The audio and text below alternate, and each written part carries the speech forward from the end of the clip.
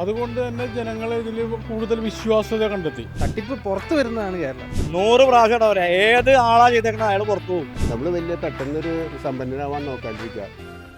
Feel the freshness. Feel the softness. DQ 78 TFM Grade 1 Soap. അഴിമതി അഴിമതി അഴിമതി, സർവത്ര അഴിമതി. ഇപ്പോൾ കേരളം കണ്ട ഏറ്റവും വലിയ അഴിമതി നടക്കുന്നു. സ്കൂട്ടർ തട്ടിപ്പ്. പകുതി വിലയ്ക്ക് സ്കൂട്ടർ കിട്ടും.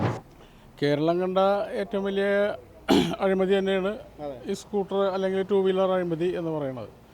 ഇത് ശരിക്കും കേരളത്തിലിപ്പോൾ സാധാരണ ജനങ്ങളെന്ന നിലയിൽ ഇപ്പോൾ ഞാനടക്കം മനസ്സിലാക്കിയിരുന്നത് BJP ഗവൺമെൻറ്റിൻ്റെ അല്ലെങ്കിൽ അതിൻ്റെ താഴെയുള്ള ഒരു രീതി ഇല്ല, അല്ലെങ്കിൽ അവർ ചെയ്യുന്ന അല്ലെങ്കിൽ അവർ നേരിട്ട് ഓർഗനൈസ് ചെയ്യുന്ന ഒരു സംഭവമായിട്ടാണ് ജനങ്ങൾ മനസ്സിലാക്കിയത്.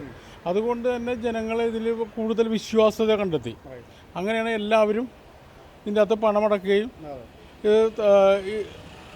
ആൾക്കാർക്ക് നഷ്ടപ്പെടുകയും ചെയ്തത്.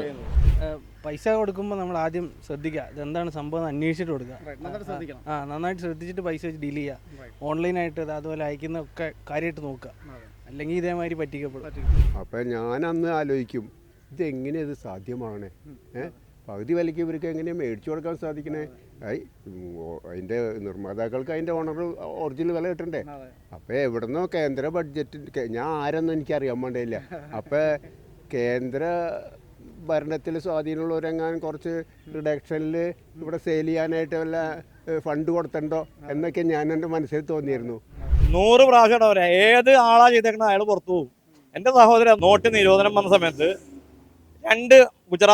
മഹാരാഷ്ട്രയിലെ 2 MP മോദിയുടെ അടുത്ത് പോയിട്ട് പറഞ്ഞെന്നറിയോ, ഞങ്ങൾ BJP പിന്നെ ഈ നോട്ട് ഞങ്ങൾക്ക് മാറ്റാം. മോദി പറഞ്ഞെന്നറിയോ, ഞാൻ പാർട്ടിയുടെ പ്രസിഡന്റിന് അവിടെ നിന്ന്, അമിത്ഷായിരുന്നു പ്രസിഡന്റ്, നിങ്ങൾ അവിടെ പോയിട്ട് പറ, ഞാൻ ഇന്ത്യയുടെ പ്രധാനമന്ത്രിയാണ്.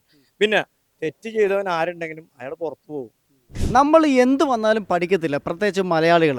എന്താവും ഇതിൻ്റെ ഭവിഷ്യത്ത്? ഇപ്പോൾ പ്രാഥമികമായ ഘട്ടത്തിൽ നിൽക്കുന്നതിൻ്റെ അന്വേഷണവും കാര്യങ്ങളും മുന്നോട്ട് പോകുന്തോറും അത് എത്രത്തോളം ഗുരുതരമായിരിക്കും നമുക്ക് ആർക്കും അറിയില്ല. പക്ഷേ ഇപ്പോൾ തന്നെ കേരളം കണ്ട ഏറ്റവും വലിയ കുംഭകോണം അഴിമതിയായിട്ടിത് പ്രഖ്യാപിക്കപ്പെടുന്നു. അത് കൂടുതലും മലയാളികളിൽ ശരിക്കും പറഞ്ഞാൽ ലാഭം നോക്കി അല്ലെങ്കിൽ സ്വാർത്ഥ ലാഭം നോക്കി അതിൻ്റെ പുറകെ പോകുന്നതിൻ്റെ ഭാഗമായിട്ടാണ് ഇത് സംഭവിക്കുന്നത്. ശരിക്കും നമ്മൾക്ക് അർഹതപ്പെട്ടത് നേടാൻ ശ്രമിക്കുമ്പോഴാണ് കയ്യിലുള്ളത് പോകുന്നത്.